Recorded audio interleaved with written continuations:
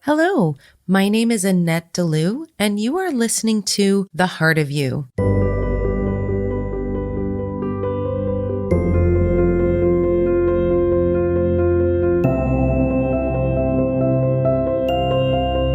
In today's episode, we are talking to Talisa from Elysium Rituals and towander.com. This is our second part of our divination series, and I'm so thrilled to have Talisa on air today because she's going to be talking to us about runes. How are you, Talisa? I'm good. Thank you. Thanks for having me. You are so welcome. Thank you for being on. I wanted to sort of start from the beginning and talk to you a little bit about your divination history, because since that's what this two-part series is about, is divination overall. I wanted you to give the listeners a little snapshot of what the first forms of divination you started using and how you got started. Okay. So the first forms of divination were tarot and astrology. But as we were discussing earlier, they weren't the first forays into my spiritual journey, say. So I'd always been a spiritual person and been interested in spirituality. And when I was younger, especially more things related to spell work and things of this nature. But divination came to me about 3 years ago. It started with tarot and astrology. And it started with tarot because it's something that I've always been fascinated with. But I thought it was like almost prohibitive. Like you couldn't access it, say, as a mere mortal. It had to be like passed down by like your, like ancient lineages and whatever. And it's funny because I knew so little about tarot, and it was like a scary thing actually. Like what would you be told in a tarot reading? When I got my first deck, I was just instantly at home. I was like, yes, like this is me, this is mine. I am this. Like, why have I never come to this before? I felt so comfortable with it, and it just spoke to me. It spoke to me a lot. And it was only after a while that I'd been like experimenting. In the beginning, you're like just hungry for all the knowledge. I was like reading up on everything. And then after a while, I discovered that it had originated in Italy. And I didn't know that at the time. And I'm Italian. And I think part of why it felt like coming home so much is that there was some kind of, in like the collective unconscious or passed down, the wisdom that's passed through our DNA. I feel it just made so much sense to me as well, like that aspect. I feel like that's how it just like a fish to water. I really felt like coming home to it. And like we were saying earlier, that I couldn't believe I'd never done this before almost, and it's only been 3 years. So yeah, that was for tarot. Astrology, I actually used to be a skeptic, and it's almost like a shame that I feel like tarot and astrology have both got this like bad rap sometimes. Like I had no idea what astrology was. I'd only read horoscopes in the newspaper, which, as we know, if you know anything about astrology, is like...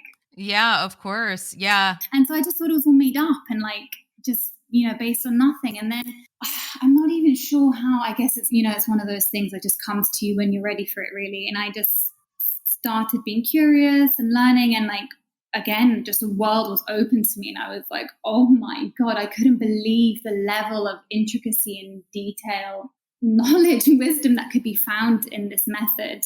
And yeah, it seemed like such a shame that it's almost, it's definitely changing now, like for sure. But before it didn't seem like something real almost. I didn't feel tangible. And then when I started looking into it, I just realized how accurate it was, how you could see it manifest not only in yourself, but in events around you. Absolutely. And what you're saying is 100% true, that both astrology and tarot have gotten such sort of a negative stigma surrounding it. And that is part of what this podcast is here to do as well, is to sort of demystify all of that for people who may be curious and may not necessarily understand exactly how tarot is used, how astrology is used, and how runes are used, and all sorts of divination tools, because they are 100% always here to help you. And for whatever reason,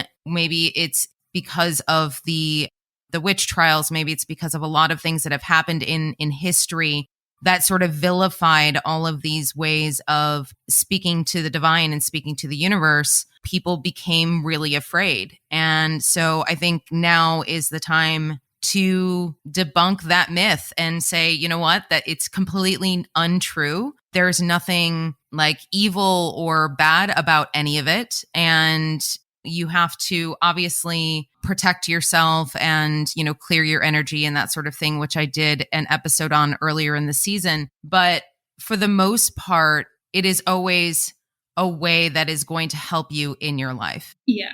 Yeah. And the thing is that it's accessible. It's for everyone and it's available to everyone because it is a mystical experience and it is spiritual, but we are spiritual, we are mystical, you know, we are the universe, we are magic in motion. And so all of this is accessible to everyone. It's not just for like the select few, say. And it is definitely changing a lot now, but still people are like, you know, people are always afraid with tarot and natal chart readings. Like there's a lot of fear about like, you know, what you will be told or what can be shown to you. But like we always say in these worlds, that nothing is ever set in stone as well. It's just giving you the guidance and you can choose whether or not to follow that. And it's empowering. It is. And I would like to add to that, it is a snapshot of what is currently going on in this moment. And that is something I tell all of my clients, and I've covered before,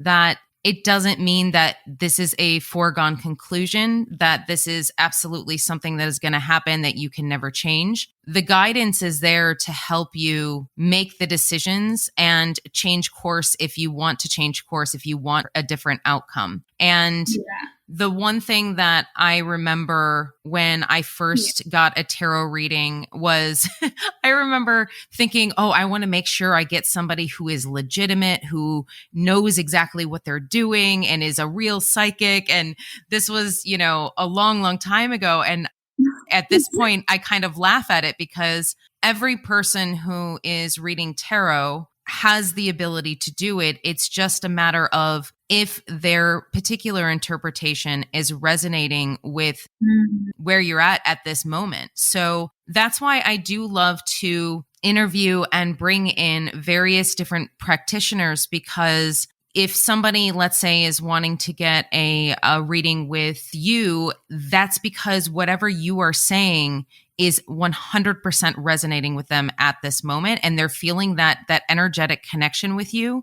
And so they're going to hear this podcast and they're going to say, oh my gosh, I want to get a tarot or astrology or rune reading with you. So it is all about that energetic match and who you're guided to contact in regards to getting the reading. Yeah, absolutely. Because like that, you know, when you're ready, when the student is ready, the teacher will come. So I think you will always be presented with who you need to hear the message from and in the way you need to hear the message as well. Because like they say, there are no bad cards in tarot, and everything holds a lesson and an invitation as well.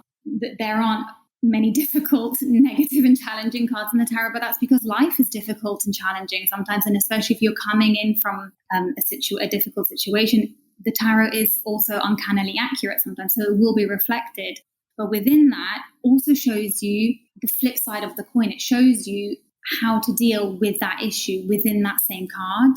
Right. So there's like both light and dark in every card. Every card, in a reversal as well. It's always showing you an invitation or a lesson to be learned to help guide you through that specific archetype. Exactly. Let us transition to runes, because I'm super curious as to how you use them and why you would use them over tarot and that sort of thing. So let's start with how you first discovered runes and how you connected with them. You know, I was trying to think and I'm not sure how I first discovered them. I guess just on somewhere along deepening my spiritual journey. And as I was learning more about these practices, runes they just came into my field of awareness somehow. And it was a similar thing to tarot, actually, where I was like, wow, there is like an ancient wisdom to the runes. There is something deeply, almost primal. It's like because they are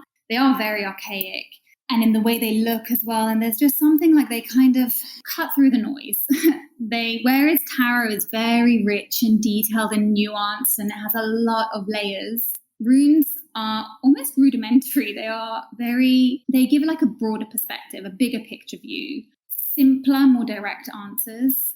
And yeah, when I saw them, I think something in the symbols, I was like, wow, this speaks to me. It could be also, again, maybe some sort of cultural heritage. They are from Northern European. They're an ancient Norse divination method. Mm-hmm. So it could be some kind of ancestral lineage there somewhere. I'm not sure, but it's an alphabet.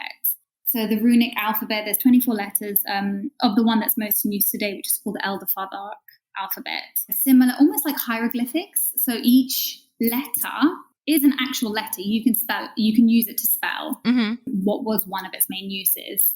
It dates back from about the 1st century AD. And so it was used as an alphabet and then also to create sigils and talismans and using the whole alphabet, all 24 letters, as a divination method. That's incredible. Yeah, it's cool. They can, they found many artifacts, even like graffiti, they found things, or it's used as like a signifier of, say, a craftsperson, like almost like a signature, and things like that. But used a lot for talismans. The meanings behind them are heavily based on Norse mythology, which most people will be quite familiar now because of the Thor films. Right. Odin.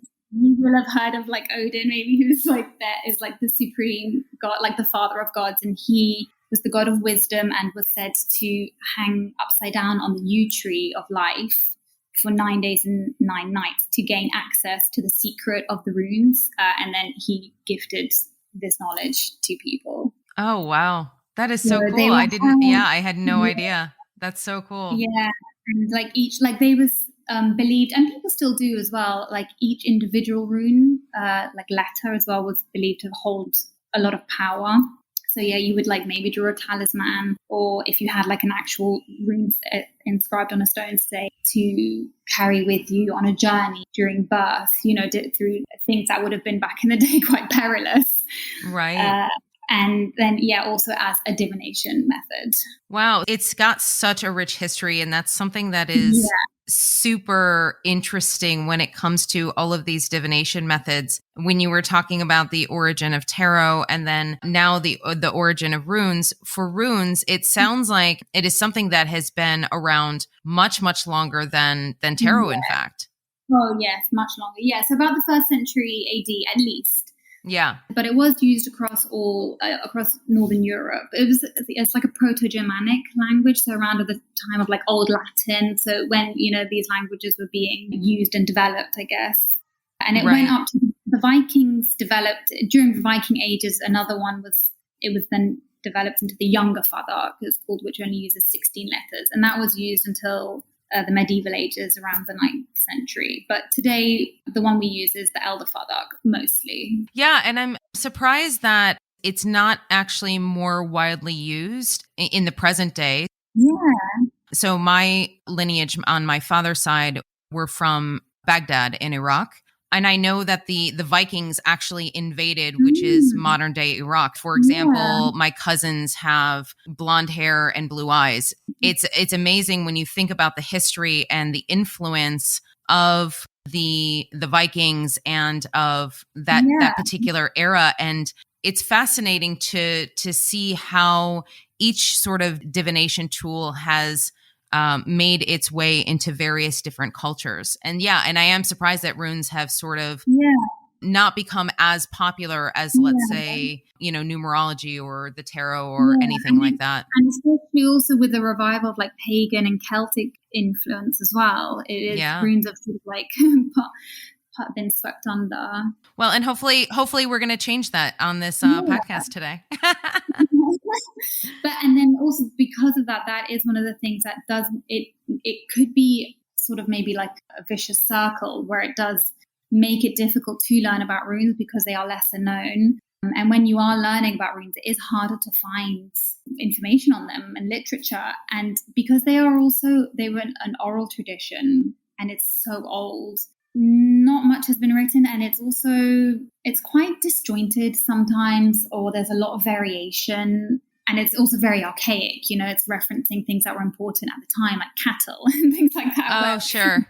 It's not relevant to us now. Right. I wanted to mention on your website, towonder.com, you have a section which is called Elysium Rituals. And I was perusing through it, and you have these beautiful e-guidebooks, essentially, that you can download, and it will go through the various different meanings of the runes and all sorts of information about how to do this. So I wanted to mention that just before we got into the overview of how to use runes, because I didn't want my listeners to think, oh gosh, I have to write all this down and figure it out. So don't worry if you are really interested in learning how to use runes, or if you are wanting to get a reading from Talisa, you can go to their website and you can download the guidebook and you can book a reading. So not to worry. But that being said, so let's dive right in so you can give us an idea of how exactly runes are used. Yeah, that's actually why I made the guidebook, because it was so difficult to find information on them, and information that was presented in a legible way, in a way that was relevant to modern life. And also that was in one place, because I would find maybe a little bit, it's like snippets here and snippets there. So I wanted to create a resource where everything was combined in like one beautiful, easy to read format that was also relevant. Right. Like any divination methods, it will always be a combination of, let's say, traditional meanings. So what are like the largely agreed upon keywords, let's say, and they are quite varied sometimes. And there is also a lot of overlap, because each rune is heavily all the runes were influenced by Norse mythology. And those stories are generally dealing with like harvest and war. There was like a few key things. So there's a lot of overlap as well. And so this is where some of the nuance will come in between which interpretation of each rune is relevant for you at the time. So there is a set list of keywords for each rune and traditional meanings for it. And then, of course, like with any other divination method, it will depend which one is like relevant in the moment, will depend on the question you've asked, the context, surrounding runes, and the person who's asking the question. Are there actual set spreads that you will do with runes? So like in tarot, you have certain spreads for certain things. Is it the same in runes as well? Yes, there are a couple of specific spreads. Again, there are also many out there, and you can easily adapt ones from tarot or make your own. In Norse culture, they heavily kind of worship, I guess, so the threes, multiples of threes held a lot of power. The number 3 was very magical. And of course, not just in Norse cultures. So you will often find rune layouts in either multiples of 3 or odd numbers. So you can do, there is like the classic 3-card spread of tarot is called the 3 Norns in runes. And it's a similar, you will see, they are similar themes. Interesting. With these layouts, there is also quite a big need to modernize them. So again, even in the layouts, you can see what would have been important for them back in those times. So you may come across some layouts where like the language is really old, or is talking about things that are completely not relevant to this day and age. So you can, of course, feel free to adapt to what makes sense for you. Right. There is a runic cross, which is not like the Celtic cross. That one is just 6. And there is a runic V, which is also similar to the horseshoe spread.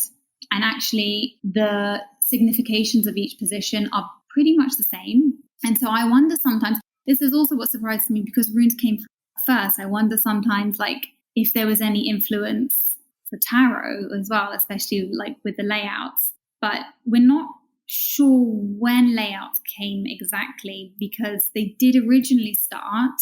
So it's called casting. They used to cast runes by throwing them onto a special cloth, usually white, with your eyes, I think it was called because of this, your eyes were to be cast up to the heavens, so as not to be like influencing them, and you were just relying on the gods, the deities' wisdom. And then only the runes that fell upright so that you could see the letters inscribed on them were read. And many people still read like this. So you can, like, if you were to gather like all 24 runes in your hands and then just let them fall on a cloth, and then you would read the ones that have fallen upright, and that would be your spread. Oh, interesting. Yeah. Or then you can use an actual, it's called a layout in runes. And so which method do you use typically? I use layouts. And then there is one that was really popular, so a 9 one, and then also a 24 layout, which uses all the runes. And this was used like a year ahead. So this is something they would do on the beginning of their new year. And each rune would fall into a different position, signifying a different area of life. Similar in a way, I guess. Do you know Lenormand cards? Yes. So kind of in like a grand tableau, like maybe sort of more like that, where you're using all the runes, because there's only 24 as well. You have the capacity. It's easier to use all of them than like 78 of a tarot. Right. For those listeners who don't know the Lenormand cards, would you mind giving them a little snapshot of what that is? Yeah, so Lenormand is another divination method, cartomantic, similar to tarot, but also similar. Like, for me, Lenormand bridges a gap between runes and tarot, actually, because Lenormand is like very direct and straightforward, and it will just tell you answers in a like very simple sentence. But Lenormand is used to create sentences. So you read the cards in pairs or triplets or larger tableaus, it's called. So if you were to put there's 36 cards out, and each position represents an area of life. And then the cards that falls in that position, you read them together.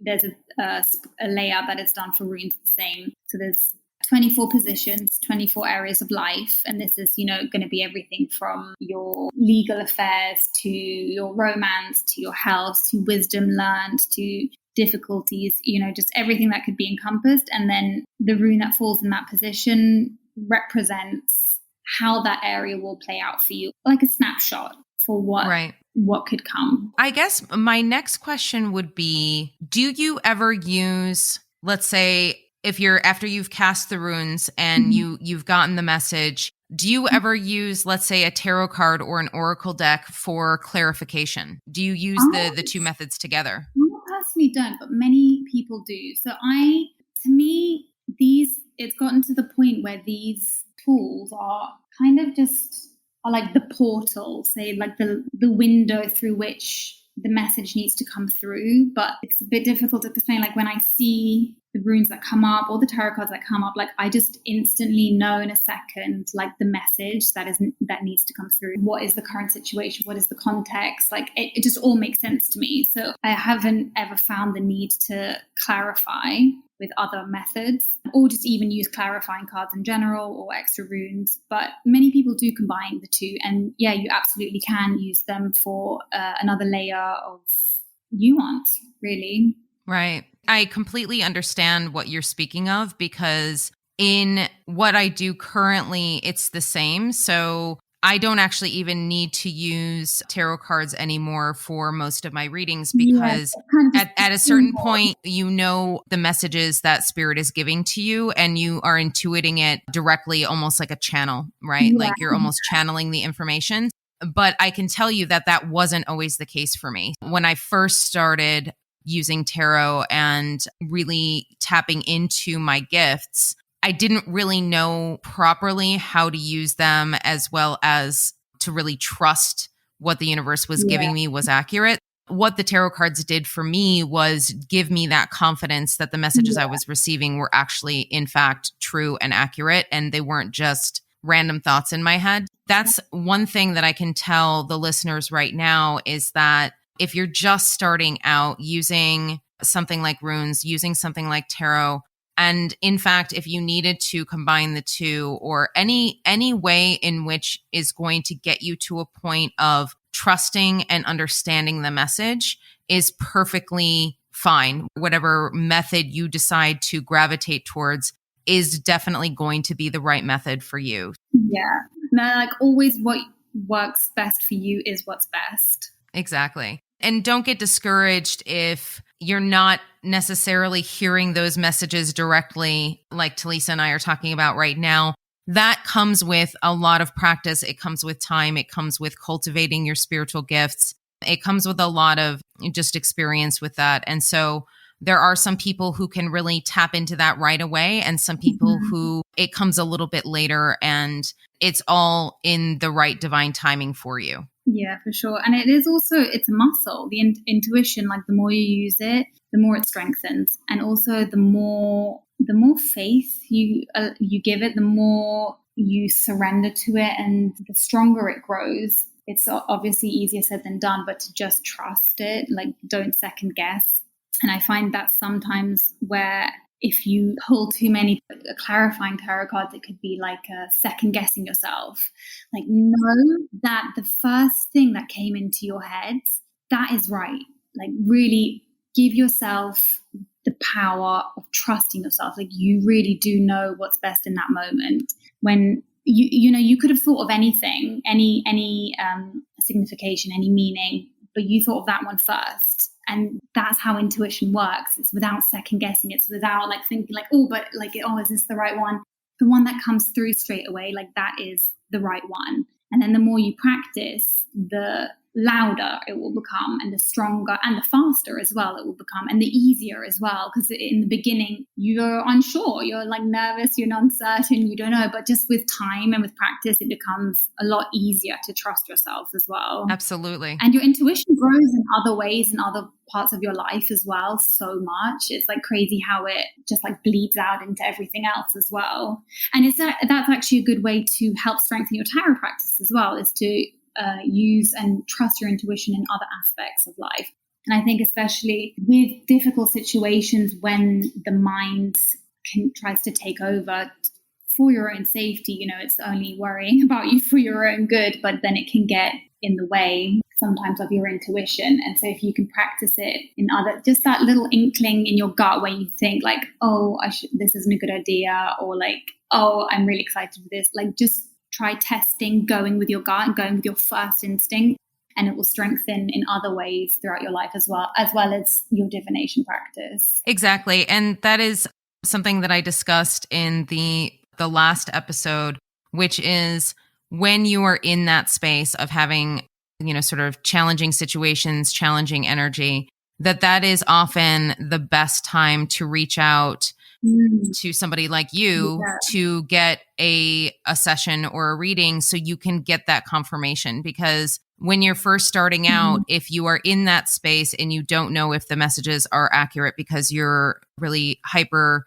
emotional as far as challenging emotions, it can be, like you said, it can be very difficult to decipher what your intuition is telling you. So getting confirmation from a secondary party, or I even suggested if you have a friend that does tarot, or that you're sort of working on your practice together, you can always ask another person to do it for you. Because if you do it in that energy, it is incredibly difficult to decipher the messages sometimes, especially when you're just starting out.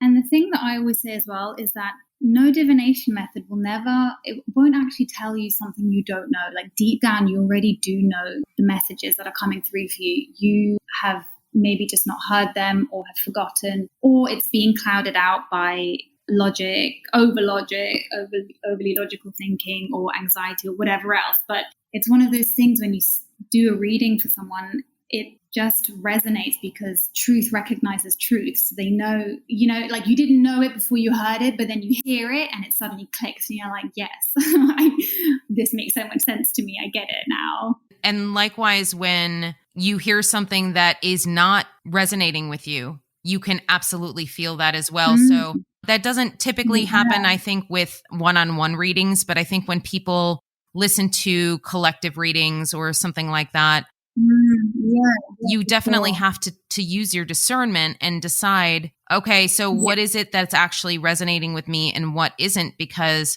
you don't want to take on anything that isn't yours. Yeah. And that's something going back to what we said in the beginning as well. Like all of this acts as a roadmap. you can then choose what to do with it. And no one or no divination method will ever know more than you do. They can just shine a guiding light, and then it's up to you whether what it's shining on or where it's showing you to go makes sense for you. If it resonates for you, you will always know ultimately what's best. Like, you are your greatest teacher, right? For sure. Absolutely. Let's get into the reason why you would choose runes over tarot or other forms of divination when you are trying to get particular answers. So one of the main things I would say, maybe, so if you're looking for answers, runes can be quite direct sometimes and simpler responses. They also offer a bigger picture, a broader overview, so they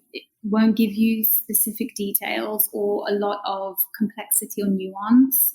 So if you have a complicated situation or something that there's like a lot of layers to, tarot would be more suited. But if you want to get, like a broader overview of something, or maybe you don't have a specific question even, you just kind of want like a snapshot, or you want simpler, more direct answers that are sometimes easier to understand as well. Sometimes tarot can be a bit complicated.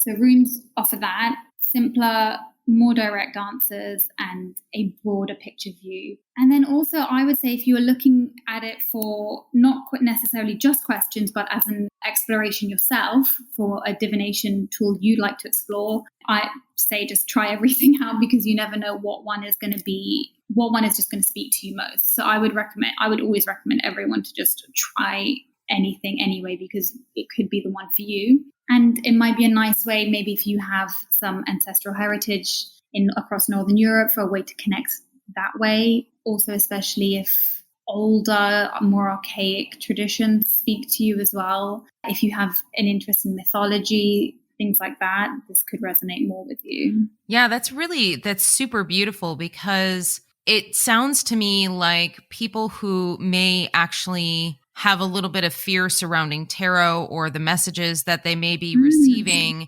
because tarot can get very in depth, that runes might be a really good gateway into divination, because it's not going to be as specific. It's not going to be as potentially worrisome or scary going into it. And I do want to reiterate that I can tell you that tarot is never going to be scary for anyone, because spirit will always give you the messages that you can handle right now in this moment. You will never receive a message that is something that is going to just cripple you emotionally. It's always going to be a supportive message. It's always going to be a way to help you in your life and not hinder you. So I just want to make that little statement first. But if you are still nervous about getting a tarot reading, runes sounds like it might be the right fit.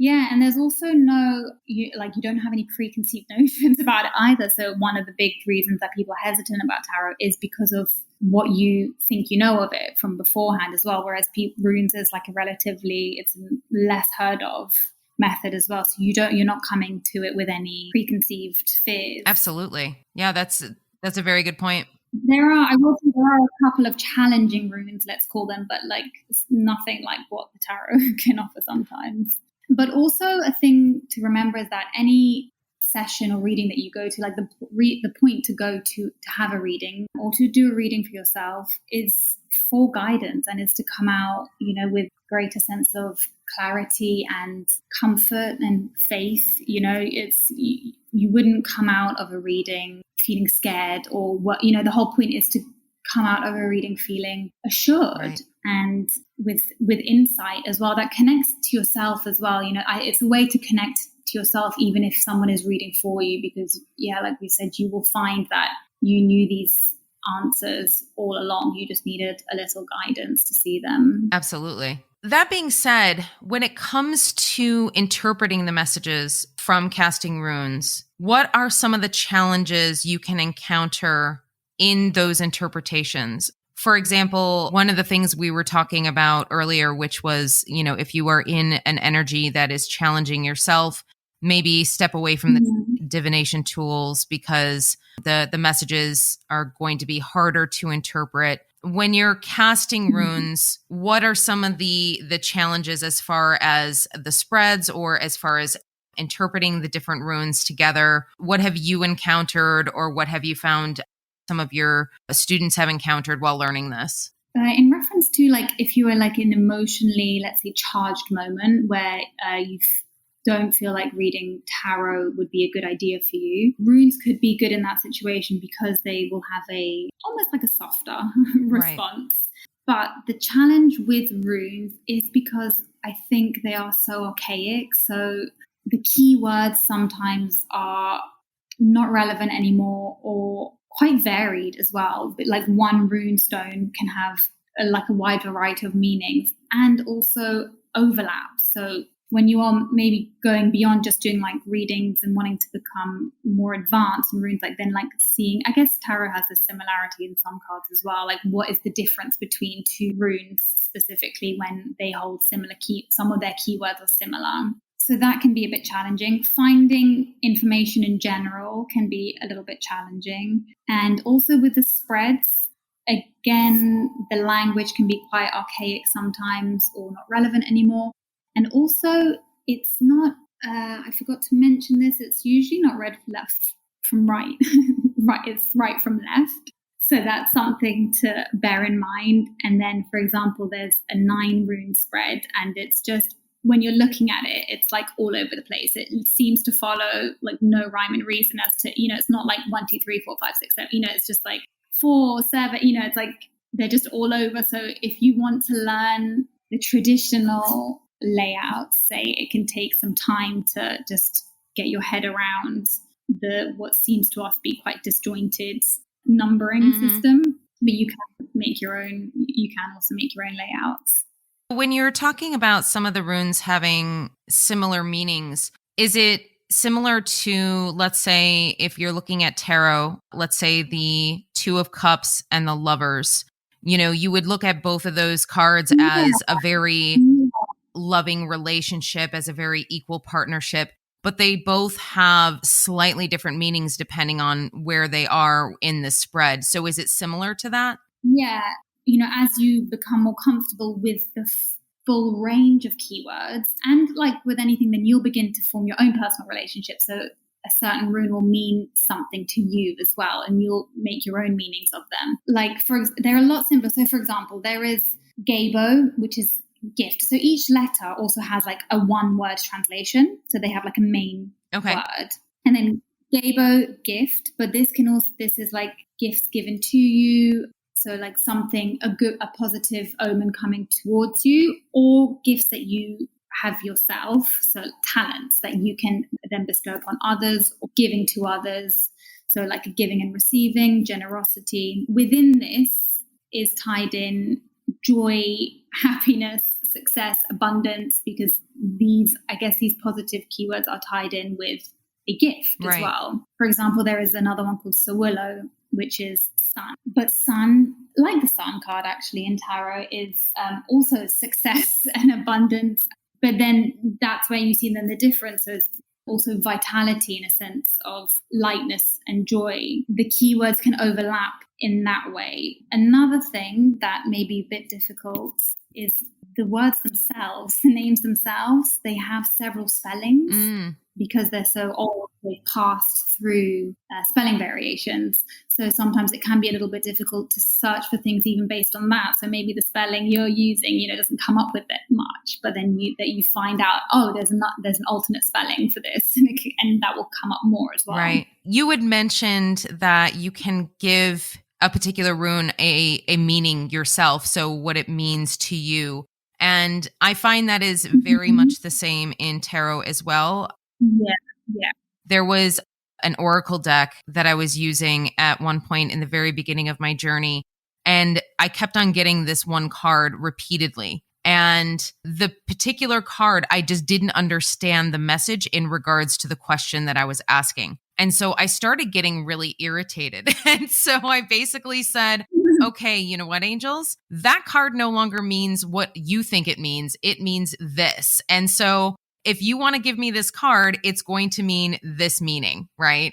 It just became kind of a thing, which then I would laugh at, because every time they would give me the card, it would actually mean the meaning that I gave it. That is something that is super important for everyone to know, is that if there is something that you don't understand in a particular context, you can sort of give it your own meaning. And if that is going to be the meaning from here on out for you, then that's how you will interpret it. And that's how, when you go from different tarot readers, different readers in general, how each person is going to have their very unique interpretation of the tarot cards or of the runes, because they are so personal to you and what the meanings are. Yeah, for sure. And that's why it's also important to pick a reader based on just if their energy vibes with yours, because they will be interpreting the message for you. As they say, the tarot never lies, but the interpretation changes from person to person. Absolutely. And also that's why you can, you can kind of shop around in a way. You go, like, I love going to tarot readers as well. I have readings from other tarot readers. I love seeing the way people interpret cards differently to how I would interpret them, maybe, or like a different layer of nuance as well. I often talk about that in regards to therapy. When you have a therapist, therapists usually go to therapy because they need to have that outside perspective, because when you are constantly always sort of in your own intuition and you do this for a living, you have a tendency to get into that groove of what you do. And it's a beautiful groove to be in. But if you are interpreting the messages sort of a similar way for yourself on a regular basis, you're absolutely right. Getting an outside perspective and getting a reading from somebody else can actually be really eye-opening, because they're going to be able to see something that you might not be seeing yourself. And it's also a never-ending journey. So as you grow, your relationship with them grows. And I don't think it's something you ever stop learning. I still, like, anyone else who is passionate, who has just discovered this, will also know, like, you can never get enough information. All I do is read tarot, astrology, rune books, podcasts. Like, everything I do is just consuming these divination methods, really. And I think it's a lifelong journey. Absolutely, it is. It's like adding more tools to your box. Every time you learn like a new interpretation, you're like, oh, that's interesting. And then it's just stored in the back of your psyche. And then maybe one time, you're used to interpreting this card in like these set ways. And then in the moment for a certain reading, actually this interpretation, which happens to me quite a lot. So I always say like, oh, I usually interpret this card this way, but in this situation, I know that this card means this thing, even though I wouldn't normally interpret it this way. So certain interpretations will come out in certain moments based on when they're needed. Absolutely. And the other really beautiful way that the universe works is, as you were talking about, when you are doing more research and you're learning more tools, I find that it always comes at exactly the right time. So if I happen to be learning something or reading a book or watching a YouTube video or something that I learned some little new tidbit of information, it just so happens that the reading that I have with a client the next week, that gets referenced, right? So it's one of those things where your guidance is constantly guiding you to the right bits of information right before you need them. Yeah. You always hear what you need to hear when exactly. You need to hear it. The last question I have for you is, let's say somebody would like to go and purchase a set of runes to start practicing. What recommendations would you have for how to choose the right ones? Because I've seen all kinds of different ones with crystals and stones and various different types of materials. How would you recommend somebody to go and pick out something for themselves? Like with most other methods, it's going to be what calls to you most. So as you're browsing, just the one that catches your eye and you're like, yes, this is for me. Generally, I'd say crystals is most popular. And for me, that adds a little extra special touch as well. But also wood is popular. You can make them yourself as well. You can get cards. If you can work with what works for you as well. If you like using cards, then you can get rune cards. Oh, fantastic. I had no idea they had rune cards. That's really cool. Yeah. So if you like crystals, you can get crystals, and then you can also tie that into the crystal meaning as well, because they come on all sorts of crystals. Or you can get, runes are so archaic, and traditionally they would have been on wood as well. And if you want to stick to that, they are quite earthy as well. They're so, like I was saying before, they're like quite primal in their carvings, their inscriptions. So if you want to keep to that earthy, primal feel, you can go for wood. But yeah, whatever calls to you, really. And I do want to mention as well that just like any other divination tool, and this is something we covered in a previous episode as well, is of course, when you get those runes home, make sure you are touching each rune to put your particular energy into those runes after you clear them. You do your clearing, make sure they are clear of any energy that isn't yours, and then you can infuse your energy with those runes so you are fully energetically connected. Yes, for sure, especially if they're crystals.